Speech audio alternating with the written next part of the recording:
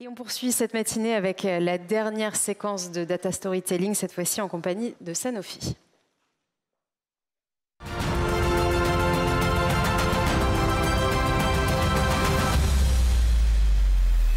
Voilà, Sanofi utilise l'IA dans de nombreux domaines, et notamment dans le service marketing pour optimiser le ROI de ses campagnes publicitaires. Ça lui permet notamment de mieux cibler ses clients, mais également d'éviter ce que l'on appelle le gaspillage médiatique. Dans un instant, Amel Lajat, VP Global Head of Consumer Experience and Analytics, et Blandine Anjoulet, Head of Data Driven Audience Strategies et Media Performance, se confieront à Guillaume Pernoud et Victor Delannoy, chef de projet senior au BCG.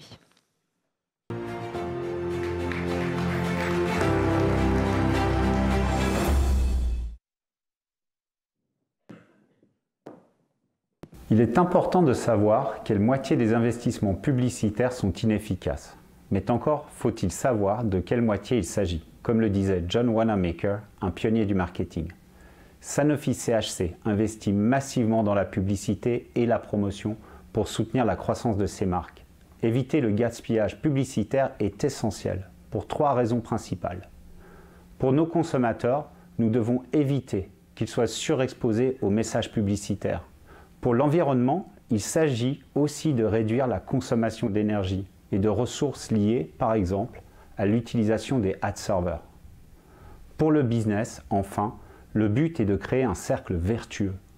Une publicité plus efficace génère plus de ventes, qui à son tour libère du budget supplémentaire.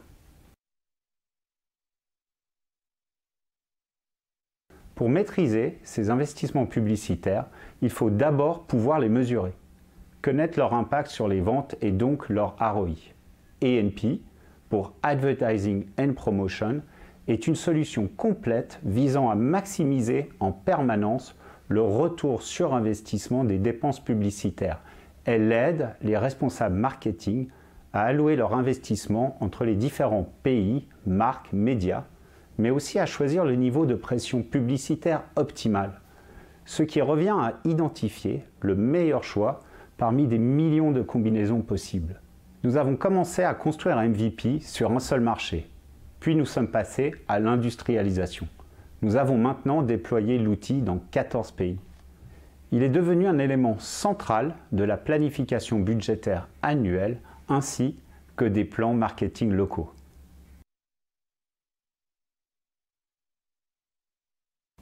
Pour faire fonctionner, on a besoin de data.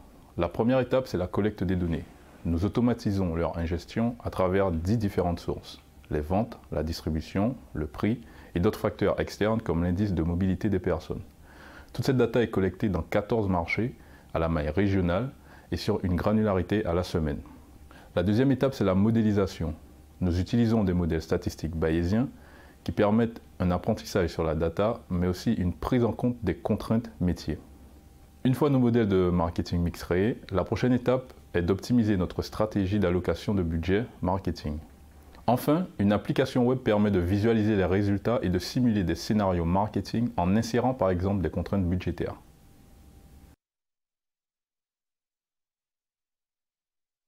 Nous avons tout un panel d'experts pour être capables à la fois de déployer le produit dans les différents pays et en même temps d'ajouter de nouvelles fonctionnalités pour l'améliorer.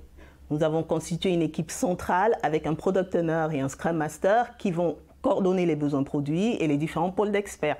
Il s'agit d'experts business et d'experts en déploiement, mais aussi de data stewards, de data engineers, de data scientists, de développeurs web et de UX designers. Au niveau local, l'engagement des équipes est essentiel avec un responsable du déploiement et des data owners ainsi que des équipes business et des sponsors qui sont les utilisateurs finaux de l'outil. Tout ceci est cadencé en utilisant une méthode agile. Pendant les sprints, nous monitorons de façon continue notre progression et adaptons notre planning si besoin.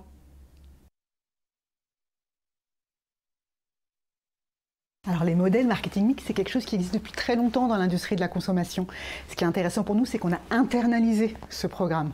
On a internalisé la data science, et en particulier l'intelligence artificielle et les intelligent prior qu'on utilise. Comme ça, on sait ce qui s'est passé sur nos propres marques et on le réutilise. Par ailleurs, on a un data product qui est le nôtre, c'est-à-dire qu'on rajoute des fonctionnalités, des features, des façons de fonctionner qui sont les nôtres et on l'améliore en continu. Et enfin, d'un point de vue business, on a nos propres contraintes, on a notre propre simulateur, on peut rajouter des contraintes supply chain, on peut rajouter des contraintes stratégiques, on peut aussi décider de servir un produit qui est particulièrement important pour les consommateurs à un moment T. On prend toutes ces décisions. Et évidemment, on augmente le ROI, le retour sur investissement, minimum 5% chaque année. On l'a fait, on va continuer à le faire. Mais aussi, on est devenu extrêmement agile et intentionnel dans les décisions qu'on prend avec l'outil. C'est un outil top compétitif et important pour nous.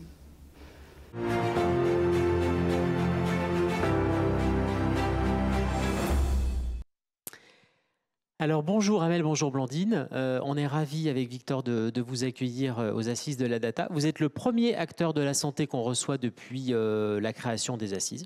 Voilà, donc c'est une première. On est ravis de vous accueillir. Quelques mots peut-être, puisque vous représentez donc une partie de Sanofi qui est Sanofi Santé Grand Public, dont le métier est de proposer des médicaments pour l'automédication. Des médicaments qu'on connaît bien dans nos pharmacies à la maison, par exemple Dulcolax, Malox et bien sûr Doliprane. Alors pour tous ceux qui resteront jusqu'à 13h, on vous livrera les adresses où vous pouvez trouver du Doliprane. C'est ça? Non, c'est pas ça.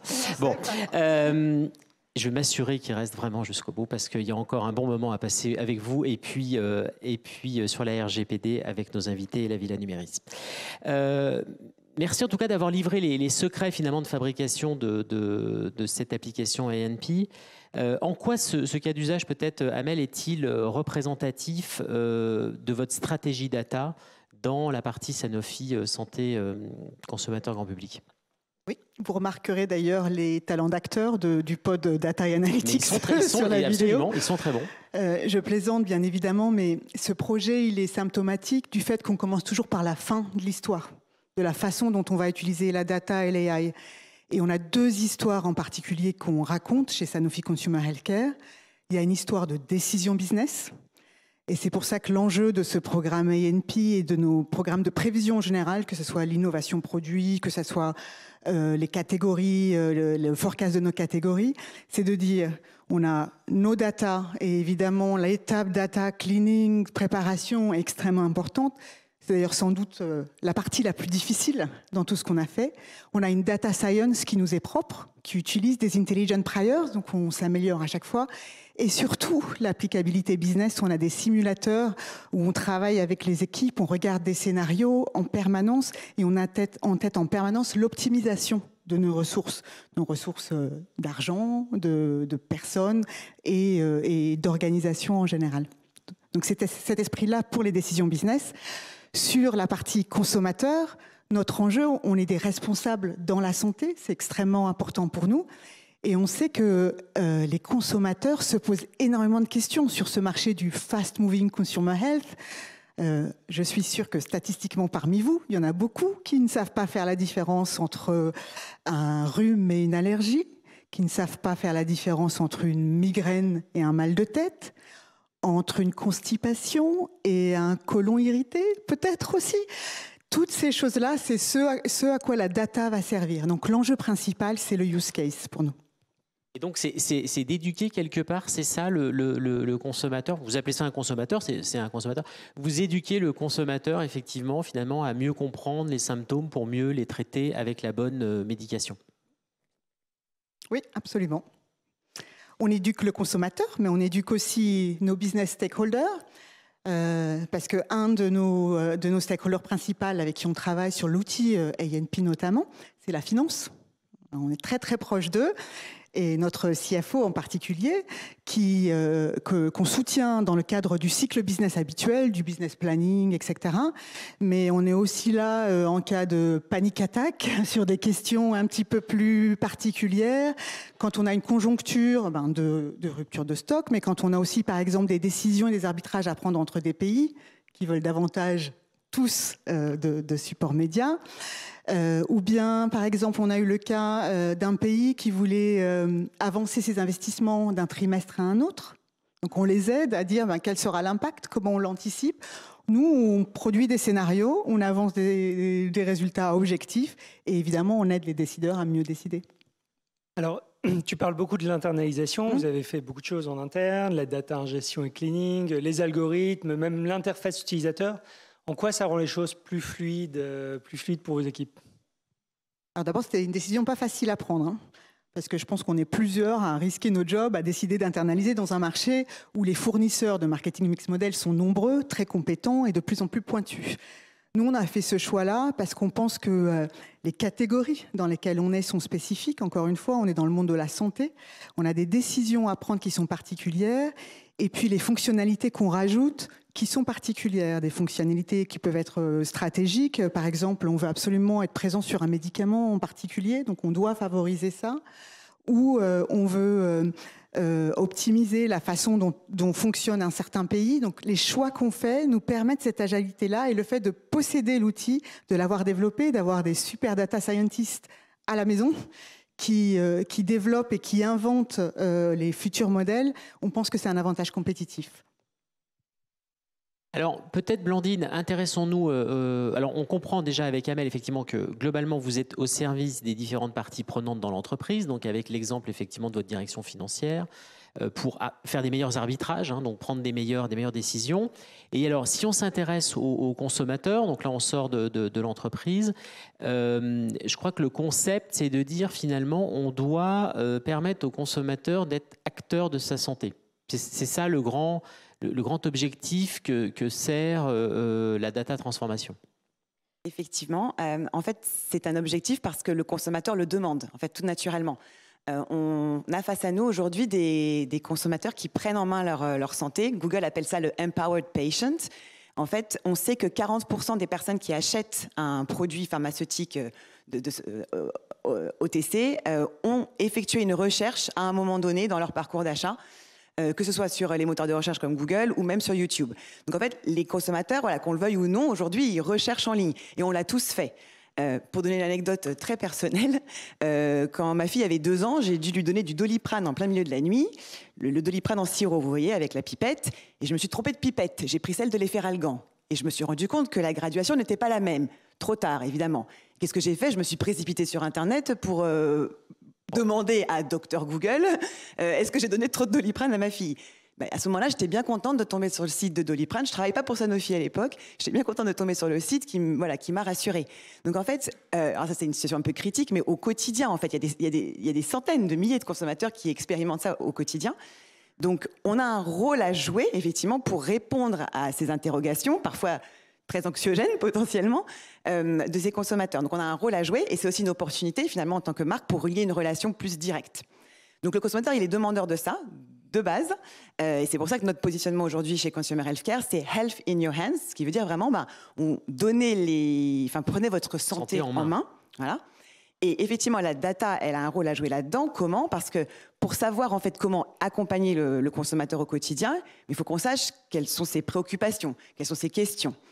Donc c'est là qu'en fait, on va aller utiliser tout un tas de sources de données. Alors par exemple, le social listening, qui est assez puissant pour écouter les questions qui se posent, mais aussi les bons plans qu'ils se refilent entre eux quelque part. Enfin, qu'est-ce qu'ils partagent comme information? Ça, c'est une observation. Enfin, vous regardez, vous faites de la veille sur les réseaux sociaux pour regarder comment les consommateurs échangent entre eux, conversent autour des problématiques soit sur nos marques, de soit santé, sur les marques concurrentes, sur des pathologies du quotidien que tu as évoqué, Amel. D'accord. Et ça, c'est pas suffisant. Donc, il y a social listening, il y a tout ce qui est qu'est-ce qu'ils disent dans les avis qui postent sur les sites internet, quelles questions ils posent effectivement sur les moteurs de recherche. Donc on va aller agréger tous ces signaux. Et comme je dis souvent, en fait, c'est la vérité vraie. C'est-à-dire que c'est beaucoup plus puissant finalement que juste un panel consommateur, même qui va disposer d'une centaine de personnes, parce que c'est pas que du déclaratif, il y a aussi du non-dit. Par exemple, pour prendre du vécu. Du vécu, voilà, du vécu, puis du non-dit. On va pas forcément dire dans un panel qu'on a des petits problèmes intimes, n'est-ce pas, messieurs? On va pas forcément dire ça. Par contre, on va aller poser la question à Google. Qu'est-ce que je fais en cas de... Voilà. Donc, en fait, ça, c'est la vérité vraie. Et c'est des millions de consommateurs, et c'est en temps réel, et c'est alimenté constamment. Donc, on n'a pas besoin de refaire le panel tous les 4 matins. Donc, on utilise toutes ces sources de données-là pour faire quoi? Pour venir créer du contenu sur nos sites ou qu'on va diffuser sur les réseaux sociaux, pour venir vraiment répondre effectivement à ces questionnements. Et un autre élément important, c'est que dans la façon de diffuser après ce contenu-là, aujourd'hui, on va pas reproduire, en fait, si vous voulez, le leaflet qu'on a dans les médicaments qui explique comment prendre un médicament sur le site. Ça va pas être... c'est pas ça que recherchent les consommateurs aujourd'hui. Ils ont besoin d'informations de façon qui leur sont apportées de façon plus éducative et plus ludique aussi. On appelle ça le edutainment content. Donc c'est la contraction de edutaining et entertainment. Et en fait, on va proposer effectivement des façons de présenter le contenu qui permettent de répondre aux questions, mais de façon éducative et ludique. Donc, par exemple, comme disait Amel, est-ce que vous connaissez la différence entre une maladie qui est assez peu connue, qui est le IBS, donc le syndrome de l'intestin irrité, et le mal de ventre? Il y a plein de gens qui posent la question, pourquoi j'ai mal au ventre tout le temps? Ils ont peut-être ce symptôme-là, mais ils ne le savent pas. Et là, on va proposer sur notre site une sorte de symptom checker, où avec des questions, c'est un quiz, en fait une sorte de quiz un peu ludique qui va permettre de... Bien sûr, ça ne posera pas un diagnostic aussi précis que celui d'un médecin, mais ça va permettre de commencer à guider le consommateur dans son parcours santé.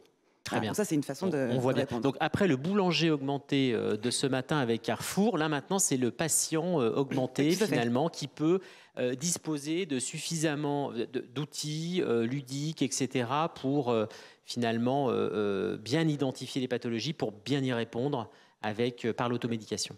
Et au tout départ, effectivement, il y a la data qu'on va collecter. Pour personnaliser, et puis très bien, c'est très clair. Un sujet qu'on voulait aborder, c'était la durabilité. Gilles l'a mentionné comme un des bénéfices de l'outil ENP, c'est l'impact environnemental pour éviter le gaspillage marketing. Mais est-ce que dans la data, il y a d'autres sujets qui permettent de réduire l'impact environnemental au sens large? Oui, c'est un sujet qui est important pour tout le monde. On en a beaucoup parlé ce matin. Et c'est un sujet qui est multiforme. Alors nous, donc, dans mon équipe Data Consumer et Data Décision, on regarde, on se pose beaucoup de questions sur les web servers, par exemple. Et dans mon équipe média en particulier, on a beaucoup travaillé sur ce qu'était que le responsible media. Et on a plusieurs pans dans ces commitments. On a par exemple la décarbonisation. Mais alors, on a par exemple 4 projets en parallèle pour mesurer notre empreinte carbone média, parce qu'on en parle beaucoup, mais ce qu'on ne mesure pas, on ne le connaît pas. Donc on essaye d'abord de définir les bonnes façons de mesurer ça. On parle beaucoup de diversité. Alors nous, on pousse énormément sur l'ensemble de la supply chain média et la diversité à tous les niveaux, derrière la caméra, sur toutes les étapes, sur l'achat des données, le traitement, et ensuite qui est devant la caméra jusqu'au bout. Et puis un autre sujet dont on parle parfois moins en durabilité, on aime bien travailler sur la fatigue publicitaire. Parce que je ne sais pas ce que vous en pensez, mais être assailli par des publicités en permanence, avoir du non-skippable, etc., c'est un enjeu qui nous intéresse. On est responsable, on parle de médicaments. Et donc, on travaille beaucoup sur, par exemple, la fréquence, la surexposition. Et on met des contraintes assez difficiles pour nos partenaires agences dans l'utilisation de ces datas-là pour aider à éviter la surexposition. C'est des exemples chez nous. D'accord.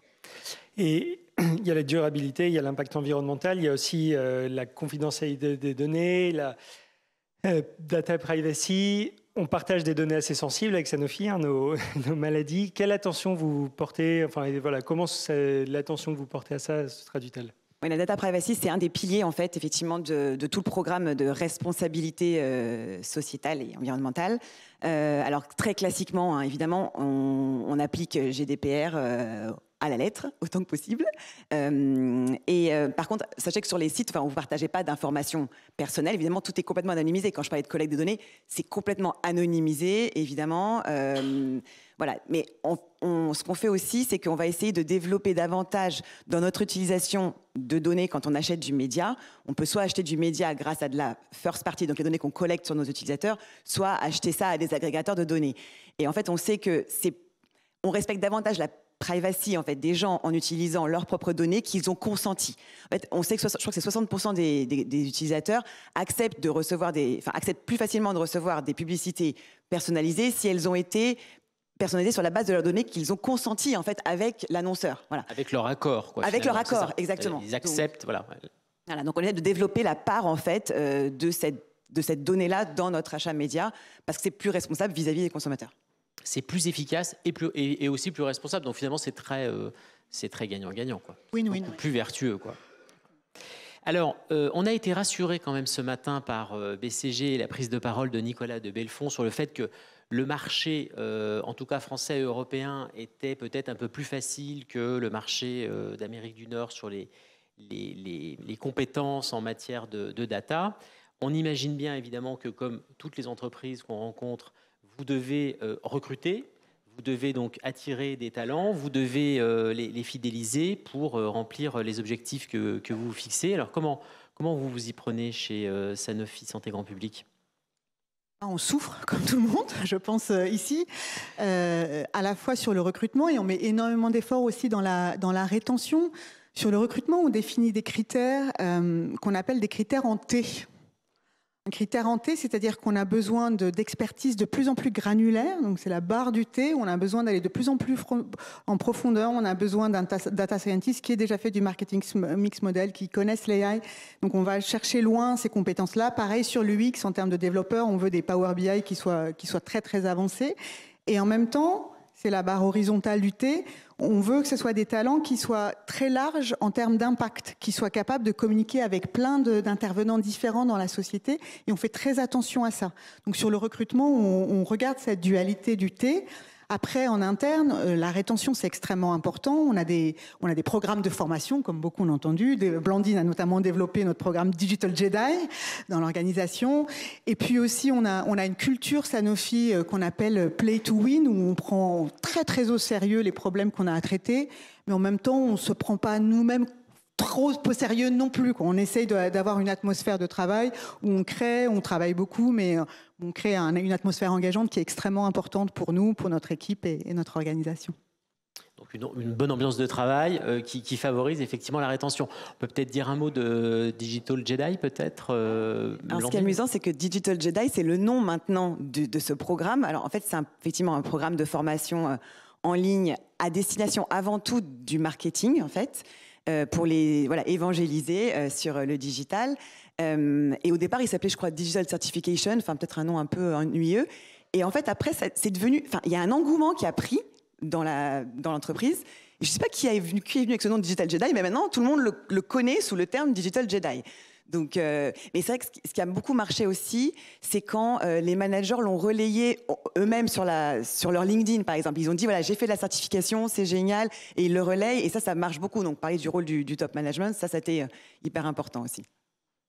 Un peu de viralité finalement. Exactement. Voilà. Ça peut avoir du bon parfois, effectivement, en marketing. Couplé avec beaucoup d'autres programmes comme la Data Week qu'on organise chaque année, pour favoriser l'accès à l'information. Qu'est-ce que c'est l'enjeu de la modélisation, parce que la data sans l'analytics derrière, c'est peu puissant. Et donc, on travaille beaucoup sur cette partie-là aussi pour expliquer comment fonctionne un modèle, c'est quoi les coefficients qui sont utilisés, comment on peut comprendre un petit peu mieux. Moi, j'adore, par exemple, quand on fait des formations avec mon groupe, quand l'équipe Créa discute avec l'équipe Data Science de leur modèle et qu'il y a des échanges comme ça, c'est ce qui crée une culture, ce qui crée une curiosité commune. Des équipes mixtes, et on voit que c'est pas la première fois effectivement qu'est mise en avant l'importance et la valeur de cette mixité au sein des équipes. On a vu ça tout à l'heure avec Alix Boulnois chez Accor. Merci beaucoup de nous avoir livré ce témoignage. On était ravis de vous accueillir avec Victor. Merci beaucoup. Et à très bientôt. Merci beaucoup. Merci à vous.